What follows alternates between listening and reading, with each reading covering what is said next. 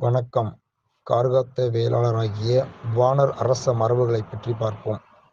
சங்க காலம் கொண்டு வாணர் அரச மரபினர் மாவலி சக்கரவர்த்தி, வாணராய பூபதி, வனக்கோவராயன் என்ற வனாதிராயன் போன்ற எண்ணற்ற பெயர்களினால் ஆற்றூர் கூற்றம், நரையூர் கூற்றம், ஆரகலூரை தலைநகராகக் கொண்டு மகதை அதாவது நடுநாட்டை ஆட்சி செய்தனர்.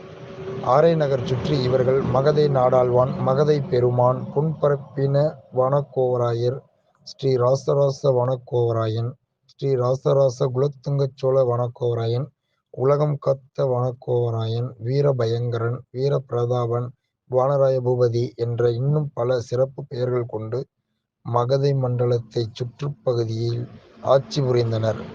இன்னும் பல கல்வெட்டு ரீதியாக அடுத்த பதிவில் காண்போம். நன்றி. வானதிராயர் பாடல்.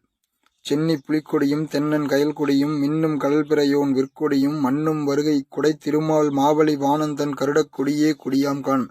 வாழ்த்துக்களுடன் தமிழக கார்காத்த வேளாளர் சங்கம்.